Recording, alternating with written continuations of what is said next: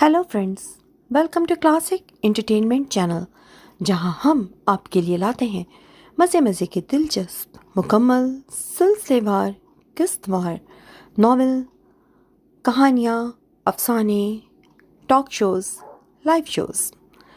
आज आपके लिए लेके आए हैं जुर्म मोहब्बत तहरीर तुबा कामरान। लेकिन इससे पहले हम कहानी स्टार्ट करें, अगर आपने अभी तक हमारे चैनल को सब्सक्राइब नहीं किया है तो जल्दी से चैनल को सब्सक्राइब कीजिए, बेल नोटिफिकेशन का बटन दबाइए ताकि चैनल पर अपलोड होने वाली ये सीरीज़ और दीगर नॉवेल्स आपको सबसे पहले फ्री में पढ़ने और सुनने को मिले।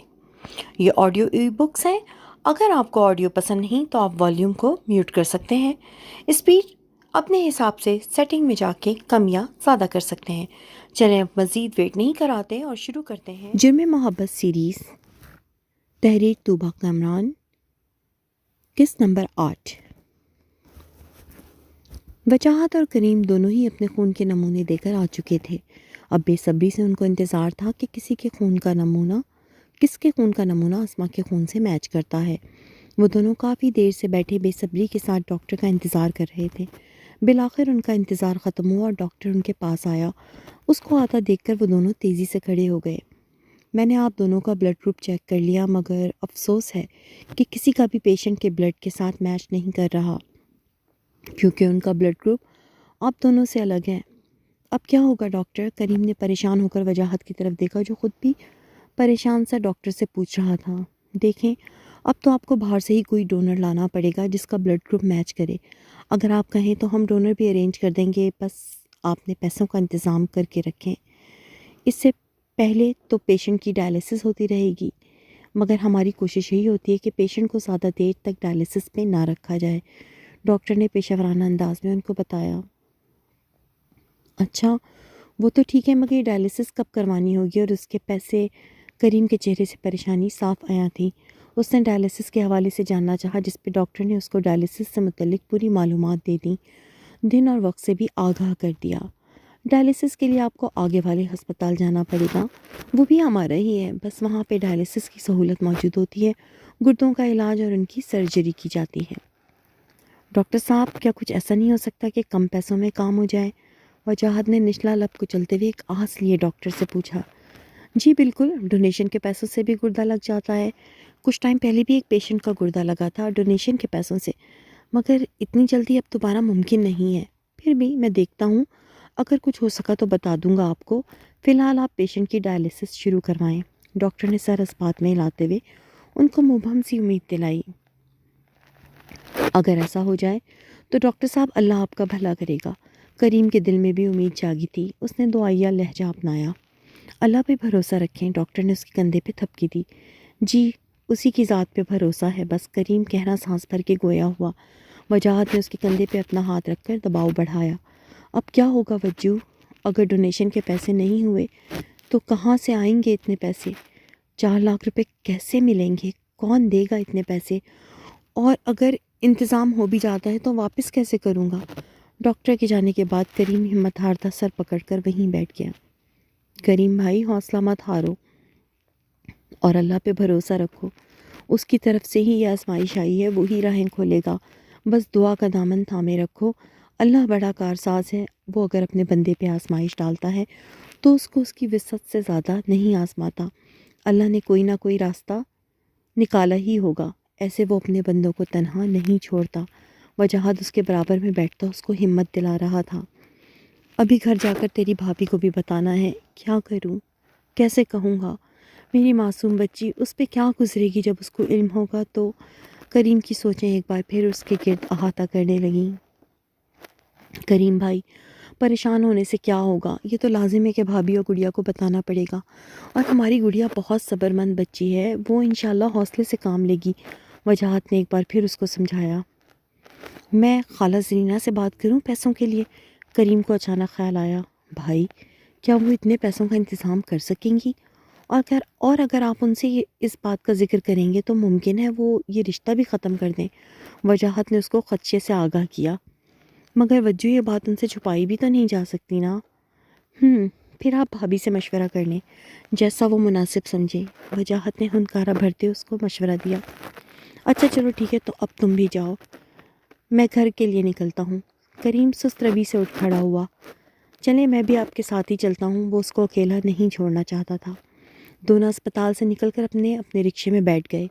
کریم کے چہرے سے صاف اضطراب چھلک رہا تھا، اس کی اکلوتی بیٹی اور اتنی بڑی آزمائش۔ کچھ دیر بعد وہ دونوں گھر پہنچ گئے۔ رکشے کی آواز سن کر زلیخا دروازہ کھول چکی تھی۔ کریم اور وجاہت دونوں آگے پیچھے گھر میں داخل ہوئے۔ وہ کریم سے کچھ پوچھنا چاہتی تھی، مگر اس کا چہرہ بتا رہا تھا کہ کوئی بہت بڑی بات ہے۔ اس نے وجاہت کی طرف دیکھا، جس کا چہرہ بھی ستا ہوا تھا۔ لگ رہا تھا کچھ بھی پوچھنے کا ارادہ ترک کر کے وہ ان دونوں کے لیے پانی لے آئیں۔ اچھا کریم بھائی میں چلتا ہوں، آپ بھابھی آپ حوصلہ رکھیے گا اور ہمت مت ہاریے گا۔ وجاہت پانی پی کر اٹھ کھڑا ہوا۔ کیا ہوا ہے وجاہت، سب ٹھیک ہے نا؟ زلیخا اس کی حوصلہ رکھنے کی بات پہ پریشان ہوئی تھی۔ بھابھی وہ بات تو ذرا پریشانی والی ہے، مگر بس اللہ آسانی اور بہتری والا معاملہ کرے گا انشاءاللہ۔ وجاہت نے معاملے کی پردہ پوشی کرتے ہوئے اس کو تسلی دی۔ مجھے بتاؤ تو صحیح ہوا کیا ہے، کیا کہا ہے ڈاکٹر نے رپورٹ دیکھ کر؟ وہ تو یہ سن کر ہی پریشان ہو گئی، دل میں طرح طرح کے خدشات سر اٹھانے لگے تھے۔ کریم بالکل خاموش خود پہ ضبط کیے بیٹھا ہوا تھا۔ وجاہت نے ایک نظر اس پہ ڈالی، پھر گہرا سانس بھر کے جانے کا ارادہ ترک کرتا واپس بیٹھ گیا۔ وہ جانتا تھا کہ کریم نہیں بتا پائے گا اور یہ بات بتانی بہت ضروری تھی۔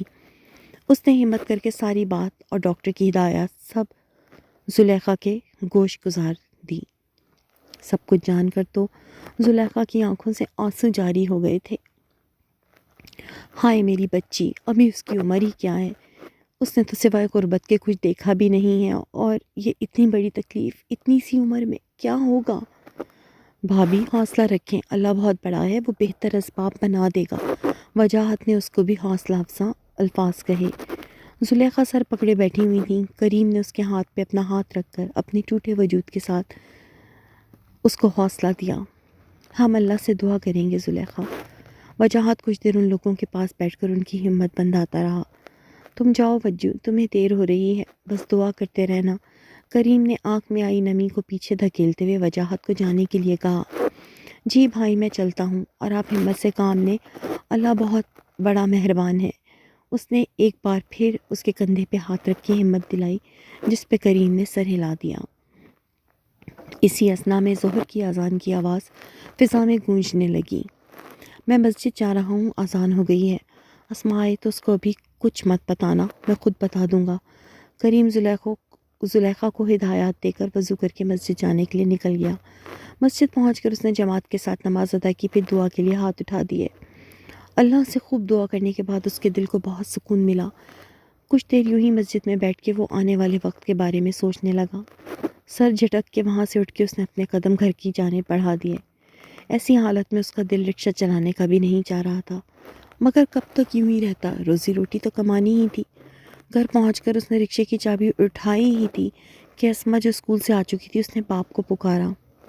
ابو میری رپورٹ دکھائے ڈاکٹر کو، کیا کہا ڈاکٹر نے؟ امی سے پوچھا، انہوں نے بھی کچھ نہیں بتایا۔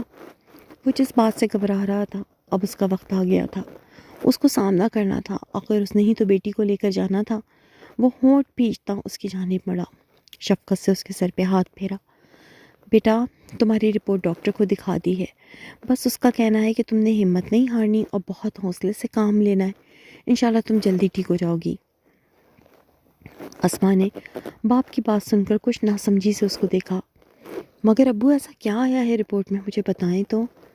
بیٹا وہ عجیب شچ و پنج کا شکار تھا، سمجھ نہیں آ رہا تھا کہ بیٹی کو کیسے بتائے۔ ابو آپ پریشان مت ہوں، جو بھی بات ہے مجھے آرام سے بتا دیں، یقین رکھیں آپ کی بیٹی بہت ہمت اور حوصلے والی ہے، جو بھی ہوگا میں برداشت کر لوں گی۔ اس نے باپ کا ہاتھ اپنے ہاتھ میں لیا۔ اس کی بات پہ کریم کی آنکھ سے آنسو بہہ نکلا۔ اس نے نم آنکھوں سے اپنی بیٹی کو دیکھا جو اتنی سی عمر میں اتنا صبر کا مظاہرہ کر رہی تھی۔ زلیخا بھی وہیں آ گئی تھی، اس کی بھی آنکھیں نم تھیں۔ اس نے جلدی سے اپنی آنکھوں کو پوچھا، بیٹا ابھی ابو کو جانے دو، رات کو آئیں گے تو پھر پوچھ لینا۔ اچھا ٹھیک ہے، وہ فرما برداری سے مان گئی۔ کریم نے اپنی آنکھ سے بہنے والا آنسو پونچھ کر بیٹی کو خود سے لگایا اور اس کے بالوں پہ اپنے لب رکھ دیے۔ چلو میں بھی جا رہا ہوں، رات کو آؤں گا تو پھر بتا دوں گا۔ جب تک تم آرام کرو، اور ہاں اپنی امی سے بھی دوبارہ کچھ مت پوچھنا۔ اس نے آرام سے خود سے بیٹی کو الگ کر کے اس کو ہدایت کی۔ ٹھیک ہے ابو، نہیں پوچھوں گی کچھ، آپ جائیں آرام سے۔ اسما نے مسکرا کر فرما برداری سے سر ہلایا۔ کریم نے اس کے سر پہ ہاتھ پھیرا، پھر چابی لے کر وہاں سے چلا گیا۔ اس کو کچھ دور آگے جا کر ایک سواری مل گئی جس کو اس نے اس کی مطلوبہ منزل تک پہنچا دیا تھا۔ اس سواری کو چھوڑ کر وہ واپس آ رہا تھا کہ راستے میں ایک نوجوان نے اس کا رکشہ روکا۔ کریم نے رکشہ روک کر اس کی طرف دیکھا۔ میں نے میکینک کو فون کر دیا ہے، وہ آ جائے گا ابھی اور گاڑی لے جائے گا۔ تم بھی اس کے ساتھ چلے جانا اور دیکھ کر گاڑی ٹھیک کروا لینا۔ اس نوجوان کے پاس اپنی گاڑی موجود تھی جو کہ اچانک بیچ راستے میں خراب ہو گئی تھی۔ اس نے اپنے ڈرائیور کو سمجھا کر پھر کریم سے اپنی مطلوبہ منزل تک پہنچانے کی بات کی، جس پہ اس نے حامی بھرتے ہوئے اس کو کرایہ بتایا۔ مناسب کرائے پہ وہ نوجوان رکشے میں بیٹھ گیا۔ اس کے ہاتھ میں 4 شاپنگ بیگ تھے، 3 بڑے اور ایک چھوٹا۔ کریم اس کے بیٹھتے ہی رکشہ چلا کر اس کی منزل کی طرف رواں دواں ہو گیا۔ آدھے گھنٹے کے بعد اس نوجوان نے ایک بڑے سے بنگلے کے آگے رکشہ رکوایا۔ بس یہیں روک دو۔ کریم نے اس کے کہنے پہ رکشہ وہاں روک دیا۔ وہ پیچھے سے اپنے شاپنگ بیگ سنبھالتا اترا، اس کو کرایہ دیا۔ گیٹ پہ موجود چوکیدار نے اس کو دیکھتے ہی گیٹ کھول دیا۔ کریم بھی کرائے کے پیسے اپنی جیب میں ڈال کر دوبارہ رکشہ سٹارٹ کر کے آگے بڑھ چکا تھا۔ راستے میں ہی قریب مسجد سے عصر کی اذان کی آواز آنے لگی تھی۔ اس نے اپنا رکشہ مسجد کی جانب موڑ دیا۔ مسجد کے قریب پہنچ کر اس نے رکشہ روک کر اس کو بند کیا، چابی نکال کر جیب میں ڈال لی۔ جیسے ہی وہ رکشے سے اترا، اس کی نظر پیچھے پیسنجر سیٹ پہ پڑی جس پہ ایک چھوٹا سا پیپر بیگ پڑا ہوا تھا۔ اس نے وہ اٹھا لیا۔ اوہ، مجھے لگتا ہے یہ اس آدمی کا ہے جو ابھی اترا ہے۔ کریم خود سے ہم کلام ہوتا اس بیگ کو دیکھنے لگا کہ آیا اس میں کوئی ایسی چیز تو نہیں جس کے ٹوٹنے کا ڈر ہو۔ اس نے جیسے ہی اس کے اندر جھانکا، اس کو ایک جالی نمک کپڑا نظر آیا جس کے نیچے ٹرانسپیرنٹ شیٹ میں کچھ لپٹا ہوا تھا۔ کریم نے اس کو ہاتھ میں لے کر دیکھنا چاہا تو اس کے آسان خطا ہونے لگے۔ وہ کوئی چیز نہیں بلکہ 5-5 ہزار کے نوٹوں کی چند گڈیاں تھیں۔ اس نے لعاب نکلتے ہوئے ادھر ادھر دیکھا۔ اتنے پیسے تو اس نے زندگی میں کبھی نہیں دیکھے تھے۔ یہ تو اتنے سارے تھے، یقیناً ان پیسوں سے اس کی بیٹی کا علاج آرام سے ہو سکتا تھا۔ اللہ نے اس کے لیے یہ ذریعہ بنا دیا تھا۔ یہ پیسے مجھے اللہ کی طرف سے ملے ہیں، میں اس سے اپنی بیٹی کا علاج کروا دوں گا۔ پیسہ دیکھ کر شیطان اس کے نفس پہ حاوی ہو رہا تھا۔ اس کے نفس نے اس کو ورغلایا۔ نہیں، یہ پیسے تمہارے نہیں ہیں کریم، یہ کسی اور کے ہیں، اور جس کے ہیں اس کو نہیں ملیں گے تو وہ بہت پریشان ہوگا۔ اس کے ضمیر نے دہائی دی۔ ضمیر اور نفس کی جنگ میں مصروف وہ بیگ اپنے ہاتھ میں لیے مسجد کی طرف چل دیا۔ مسجد میں جو کہ زیادہ رش نہیں تھا، 8-10 افراد تھے، اس لیے اس نے صف کے کونے میں کھڑے ہونے کو ترجیح دی اور وہ بیگ اپنے مفلر میں لپیٹ کر اپنے پیروں کے پاس رکھ دیا۔ جماعت سے نماز ادا کر کے اس نے اللہ سے دعا کی، پھر وہ مفلر میں لپٹا بیگ اٹھائے مسجد سے باہر آ گیا۔ تہمینہ منہاج کے ساتھ بہت خوش تھی۔ وہ اس کا ہر طرح سے خیال رکھ رہا تھا۔ اس نے اپنے دوست اور جن کے ساتھ وہ کام کرتا تھا ان کے ساتھ مل کے ولیمے کی ایک چھوٹی سی تقریب بھی رکھی تھی۔ ولیمے کے بعد منہاج تہمینہ کو اس کی خواہش پہ ناردرن ایریاز لے گیا تھا۔ تہمینہ نے اس دوران اپنا موبائل مستقل بند کر دیا تھا تاکہ اس کو کوئی ڈسٹرب نہ کرے۔ اپنے ماں باپ کو وہ اپنی خوشیوں کی قاتل سمجھتی تھی جو اس کی راہ میں روڑے اٹکا رہے تھے۔ وہ منہاج کے ساتھ بہت خوش تھی، اس بات سے بے خبر کہ اس کے ماں باپ پہ کیا گزر رہی ہے۔ شہناز تو بیٹی کی جدائی میں بیمار ہو گئی تھیں۔ عابد صاحب کا غصہ بہت بڑھ گیا تھا۔ ان کا بس نہیں چلتا تھا، وہ کسی بھی طرح کر کے منہاج کو ڈھونڈ نکالیں اور اس کو گولی مار دیں، مگر ابھی ان کے بس میں کچھ نہیں تھا کیونکہ منہاج کا نمبر بھی ان کے پاس نہیں تھا اور نہ ہی وہ یہ جانتے تھے کہ وہ کس شہر میں ہے۔ ان دونوں کو شہر سے باہر گئے ہوئے تیسرا روز تھا۔ وہ لوگ ایک بہت لگژری ہوٹل میں ٹھہرے ہوئے تھے جہاں سے اس جگہ کی خوبصورتی اور واضح نظر آتی تھی۔ اس روز منہاج روم سروس سے کھانا منگوا کر کسی کام سے باہر نکلا تھا۔ تہمینہ کمرے میں اکیلی بیٹھی تھی جب اس نے اپنا موبائل آن کر لیا۔ شہناز جو ہر وقت تہمینہ کا نمبر ملا کر دیکھتی رہتی تھی کہ شاید اب اس کا نمبر آن ہو، وہ بیٹی کی آواز سن لے۔ وہ اس وقت بھی یہی کر رہی تھیں جب اس کے موبائل پہ بیل جانے لگی۔ شہناز کا ڈھیروں خون بڑھ گیا جب تہمینہ نے کال ریسیو کر لی۔ میری بچی، کہاں ہو تم نے ذرا سا بھی ہمارا نہیں سوچا اور اتنا بڑا قدم اٹھا لیا، اس نے بےتابی سے بیٹی سے پوچھتے ہوئے شکوہ کیا۔ امی، میں اس وقت سوچتی جب مجھے اس بات کا یقین ہو جاتا کہ منہاج واقعی غلط ہے، مگر منہاج آپ سب کی سوچ کے بالکل برعکس ہیں۔ یقین کریں میں ان کے ساتھ اتنی خوش ہوں کہ میں بتا نہیں سکتی۔ آپ لوگوں نے تو مجھ سے میری خوشیاں ہی چھین لی تھیں۔ میں کہتی رہی کہ منہاج ایسے نہیں ہے، مگر آپ لوگ اپنی ضد پہ اڑے ہوئے تھے۔ تہمینہ نے ماں کی بے چینی کو خاطر میں لائے بغیر کہا۔ اچھا چلو بیٹا تم خوش رہو، یہ اچھی بات ہے۔ تم ایسا کرو نا، واپس آ جاؤ، ہم منہاج کو قبول کر لیں گے بیٹا۔ یقین رکھو تمہارے بغیر ایک پل گزارنا صدیوں کے برابر لگ رہا ہے میری بچی۔ شہناز اسے یقین دلاتے ہوئے اپنے بہتے آنسو پوچھنے لگی۔ نہیں امی، اب یہ ناممکن ہے، میں اب کبھی واپس نہیں آؤں گی۔ آپ بے شک معاف کر دیں گی، منہاج کو قبول بھی کر لیں گی، مگر بابا نہیں کریں گے۔ تہمینہ نے صاف گوئی سے انکار کرتے سفاکیت کا مظاہرہ کیا۔ میں کہہ رہی ہوں نا، وہ معاف بھی کر دیں گے اور قبول بھی کر لیں گے۔ تم یقین رکھو بیٹا۔ شہناز کا بس نہیں چل رہا تھا، وہ کیسے بھی کر کے تہمینہ کو یقین دلا دے اور وہ واپس آ جائیں۔ اتنی دیر میں منہاج نے واپس آ کر کمرے کا دروازہ کھولا۔ تہمینہ گیلری میں کھڑی ہوئی بات کر رہی تھی، اس کو منہاج کے آنے کی خبر نہیں ہوئی۔ روم سروس سے بھی کھانا آ چکا تھا، جس کو منہاج نے لے کر کمرے میں رکھی، ایک چھوٹی سی ٹیبل پہ رکھ دیا اور خود چلتا ہوا گیلری میں آ گیا۔ نہیں امی، میں جانتی ہوں بابا کو، وہ کبھی نہیں قبول کریں گے۔ وہ ایک دفعہ کہہ چکے ہیں کہ اگر منہاج سامنے آئے تو بہت برا ہوگا، پھر میں کیوں یہ رسک لوں۔ منہاج اس کی بات سن چکا تھا، اس نے پیچھے سے اس کے کاندھے پہ ہاتھ رکھا۔ تہمینہ یکدم مڑی، منہاج نے اس کو آنکھ کا اشارہ کیا، اس نے سمجھ کر سر ہلا دیا۔ بیٹا سمجھ لو بات کو، ایک دفعہ ہی آ جاؤ، شہناز نے بھرائی ہوئی آواز میں اصرار کیا۔ اوکے منہاج آ گئے، میں بعد میں بات کروں گی۔ اس نے ماں کی بات سنی انسنی کرتے ہوئے اپنی بات کہہ کر فون کاٹ دیا۔ وہ موبائل ہاتھ میں پکڑے گیلری سے باہر دیکھنے لگی جب منہاج نے اس کا رخ اپنی جانب موڑا۔ آپ کی امی کا فون تھا؟ جی، وہ نظریں جھکائے بولی۔ آپ کوئی یاد کر رہی ہوں گی نا؟ اس نے پوچھا۔ اس کی بات پہ تہمینہ نے نظریں اٹھائیں۔ منہاج، میں یہاں پہ آپ کے ساتھ خوشیوں بھرا وقت گزارنے آئی ہوں، کسی اور کا ذکر کرنے نہیں۔ ہاں تو میں نے کب منع کیا ہے جانے منہاج؟ اس نے تہمینہ کا چہرہ اپنے ہاتھوں کے پیالے میں لیا۔ مگر دیکھیں نا، آپ کے ماں باپ آپ کے لیے دکھی ہیں، زیادہ نہ صحیح ایک دفعہ ہی ان سے مل لیں۔ مگر میں کوئی اگر مگر نہیں، میں کہہ رہا ہوں نا، میرے کہنے پہ میری خاطر۔ تہمینہ کی بات منہ میں ہی رہ گئی۔ اپنا بایاں ہاتھ نیچے کر کے دائیں ہاتھ کے انگوٹھے سے اس کا گال سہلاتے ہوئے وہ مسکرا دیا۔ تہمینہ بھی مسکرا دی۔ چلے آئیں، کھانا کھا لیتے ہیں، ٹھنڈا ہو جائے گا۔ اس کے کندھے پہ اپنا بازو رکھ کر وہ اس کو اس ٹیبل کی طرف لے آیا۔ اب یہاں سے جا کر آپ پہلے اپنے ماں باپ سے ملیں گی، پھر ہم اپنے گھر جائیں گے۔ کھانا کھانے بیٹھتے ہوئے منہاج نے اس سے کہا۔ بس مجھے ڈر ہے بابا آپ کو کچھ نہ کہیں۔ تہمینہ نے روٹی نکالتے ہوئے اپنے خدشے کا اظہار کیا۔ کچھ بھی نہیں ہوگا ایسا، منہاج نے نوالا بنا کر اس کو کھلاتے ہوئے یقین دلایا۔ تو جناب، کیسی لگی آپ کو آج کی قسط؟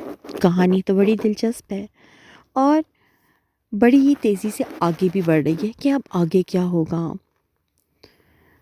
دیکھتے ہیں۔ جب تک کے لیے آپ ہمارے ساتھ بندے رہیے، کہانی کے تانے بانے بہت تیزی سے آگے بڑھ رہے ہیں۔ بہت جلدی حاضر ہوں گے اس کی اگلی قسط کے ساتھ۔ یہ تھی طوبیٰ کامران کا جرم محبت، ویڈیو کرٹسی رمشا خان۔